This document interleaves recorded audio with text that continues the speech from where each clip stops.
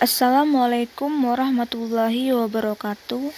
Perkenalkan, nama saya Lastri Adewati, NIM 2014130040, Prodi Manajemen Zakat dan Wakaf, kelas A semester 1, mata kuliah Sejarah Peradaban Islam, dosen pembimbing Ibu Fadiah Adlina. Baiklah, di sini saya akan menceritakan tentang kisah Khadijah binti Khuwailid.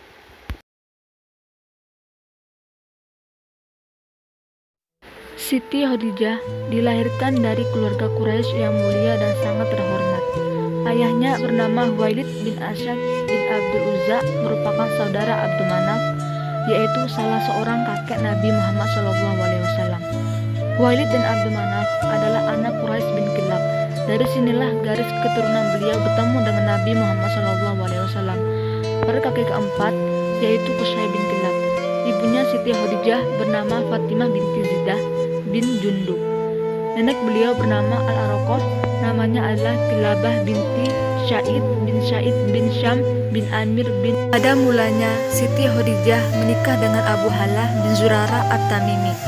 Pernikahan itu membuahkan dua orang anak yang bernama Halah dan Hindun. Tak lama kemudian suaminya meninggal dunia dengan meninggalkan kekayaan yang banyak, juga jaringan perniagaan yang luas dan berkembang. Lalu Siti Khadijah menikah lagi yang kedua kalinya dengan Atik bin Abdullah Al-Makhzumi. Setelah pernikahan itu berjalan beberapa waktu, akhirnya suami keduanya pun meninggal dunia dan juga meninggalkan harta dan perniagaan.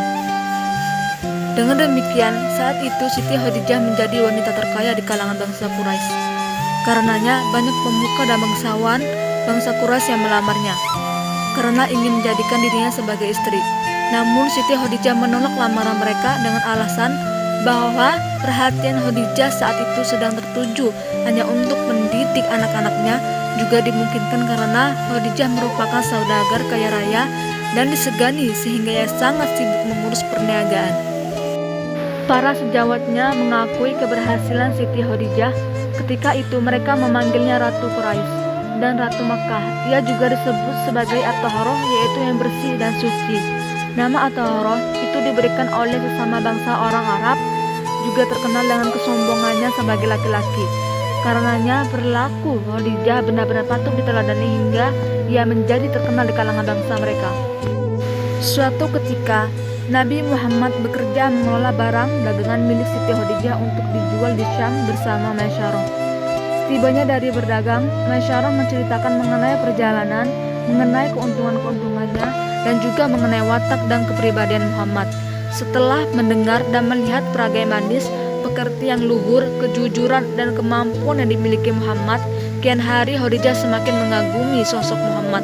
Kekagumannya muncul juga perasaan-perasaan cinta Khadijah kepada Muhammad.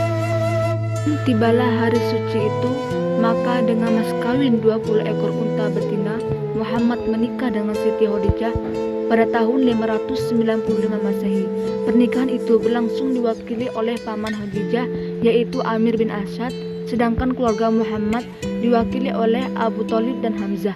Ketika menikah, Muhammad berusia 25 tahun, sedangkan Siti Khadijah berusia 40 tahun.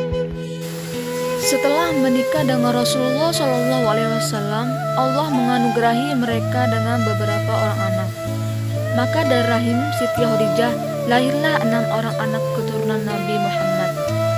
Anak-anak itu terdiri dari 2 orang laki-laki dan 4 orang perempuan. Anak laki-laki mereka yaitu Al-Qasim dan Abdullah, dan perempuan At-Ruqayyah, Ummi Kulthum, dan Fatimah Az-Zahra. Siti Khadijah mengasuh dan membimbing anak-anaknya dengan bijaksana, lembut dan penuh kasih sayang sehingga mereka pun setia dan hormat sekali kepada ibunya. Siti Khadijah dijuluki At-Tahharah yang berarti bersih dan suci. Beliau tumbuh dalam lingkungan keluarga yang mulia dan pada gilirannya beliau menjadi seorang wanita yang cerdas dan agung. Beliau dikenal sebagai seorang yang teguh dan cerdik dan memiliki peragai yang luhur. Karena itulah banyak laki-laki dan kaumnya menaruh simpati kepadanya. Siti Khadijah adalah perempuan pertama yang masuk Islam. Semasa hidupnya, Siti Khadijah mengorbankan jiwa raganya hanya untuk membantu perjuangan Rasulullah Rasulullah SAW.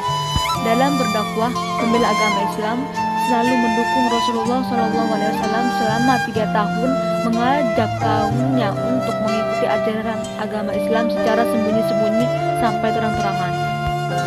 Setelah berakhirnya pemboikotan kaum Quraisy terhadap kaum Muslim, Siti Khadijah jatuh sakit akibat beberapa tahun menderita kelaparan dan kehausan. Semakin hari kondisi kesehatan badannya memburuk. Dalam sakit yang tidak terlalu lama, dalam usia 60 tahun, wafatlah seorang mujahidah suci yang sabar dan teguh imannya, yaitu Sayyidah Siti Khadijah binti Al-Kubra Khuwailid. Siti Khadijah wafat dalam usia 65 tahun, tanggal 11 Ramadan, tahun ke-10 kenabian atau 3 tahun sebelum hijrah ke Madinah.